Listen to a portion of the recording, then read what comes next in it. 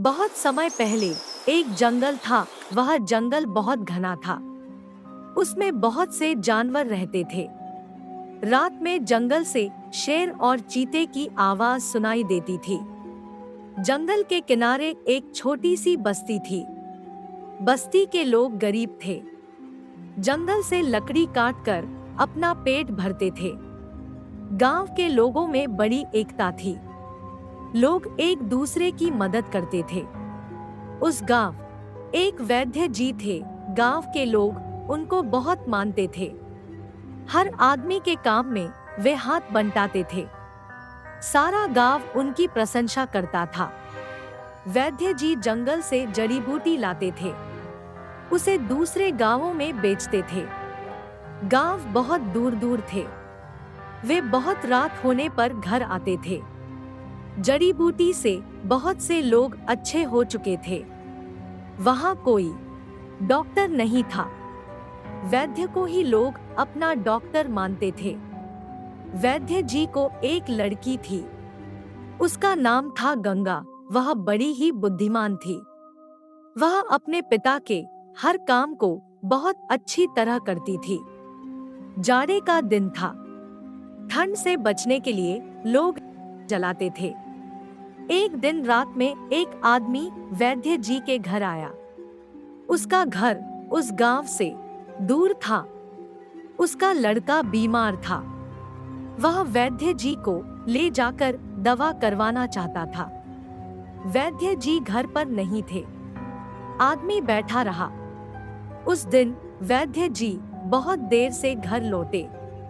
वैद्य जी की लड़की गंगा ने उस आदमी की बात वैद्य जी को बताई। आदमी बहुत डरा हुआ था। वैद्य जी बहुत थके थे। वे सुबह से जंगल में गए थे। दिन भर एक जड़ी की तलाश करते रहे और बहुत दूर चले गए थे। जंगल से निकलने में काफी देर हो गई। वे गंगा को अकेली छोड़कर जंगल जाते थे। वैद्य जी बीमार लड़के देखने के लिए जाने को तैयार हो गए, पर वे गंगा को इतनी रात गए अकेला छोड़कर नहीं जाना चाहते थे। उस लड़के की बीमारी से वह काफी चिंतित थी। उसने अपने पिता से जाने को कहा। वह रात में अकेले रहने के लिए तैयार हो गई। वैद्य जी बीमार लड़के को देखने चले गए।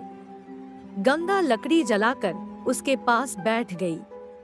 वह अपने पिता के आने का इंतजार कर रही थी। रात काफी हो गई थी। जंगल से साय साय की आवाज आ रही थी। जंगल में एक शेर था। वह बहुत ही खूंखार था। वह जंगल में चारों ओर घूमता था। रात में उसकी दहाड़ बहुत दूर तक सुनाई देती थी। कभी कभी वह गांव के पास भी आ जाता था। गांव के लोग उससे बहुत डरते थे। हर आदमी उससे परेशान था। वैद्य जी घर लौट रहे थे। वे घर के नजदीक पहुंचे ही थे कि शेर दिखाई दिया। वे बहुत डर गए। वे डर की वजह से बहुत जोर से चिल्लाए। उनकी आवाज सुनकर गंगा समझ गई कि पिताजी के ऊपर शेर ने हमला किया है। उसे एक तरकीब सूझी। वह उठी। उसने एक जलती हुई लकड़ी उठाई। दौड़कर अपने पिता के पास गई। शेर का मुंह खुला था। उसने जलती हुई लकड़ी उसके मुंह में डाल दी। शेर दहाड़ता हुआ जंगल में भाग गया। इस कहानी से यह सीख मिलती है कि कठिन परिस्थितियों में भी घबराना नहीं चाहिए, बल्कि बुद्धि से काम करना चाहिए।